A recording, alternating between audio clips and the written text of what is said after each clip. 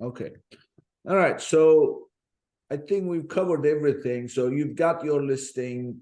And before we move on to the rest, so the keyword research, is it the same as Amazon? You're basically looking at keywords that have the search volume and the competition and everything else. Is that the approach?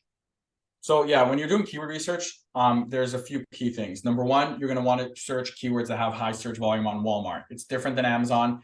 A couple tools have the Walmart capabilities, like Helium 10, and it's not exact, but you have a lot of information there to estimate what the Walmart search volume for that is. So that's number one. Number two is you're going to want to actually look at those keywords and the placement of those keywords, and see the competition on the keywords. The thing about Walmart is certain keywords are going to be a lot dominated by in-store products, right? And if a product is in store, then a lot of times a lot of the top placements are going to show the in-store listing, which a lot of times is going to be much lower price because number one, it doesn't have shipping costs, but also it's just an in-store high volume item, so they're able to really good costs on those.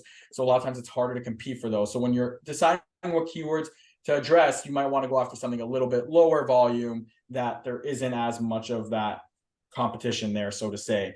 So you just have to keep that in mind when you're doing your keyword research.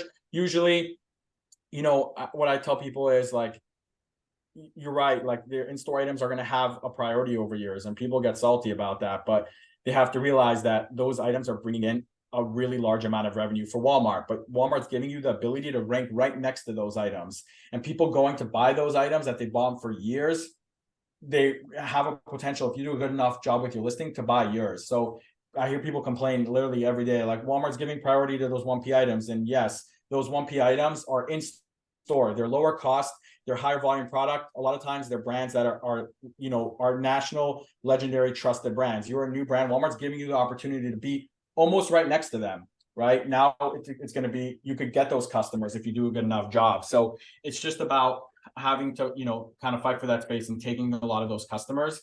And we've seen a lot of brands being able to successfully do that. And we've been able to do that for a lot of successful brands. So when you're doing keyword research, just keep that in mind. Understand the keywords you're targeting. Understand what the shelf looks like, right? We always refer to it as the shelf on Walmart. Like, what does that shelf look like? What's the competition on that shelf? And then you could better identify what's going to be your target. Yeah. So this is almost like appearing with a celebrity. You will get the exposure, but you may not close the deal because they are not there for you. They're there for the celebrity, right? So, okay.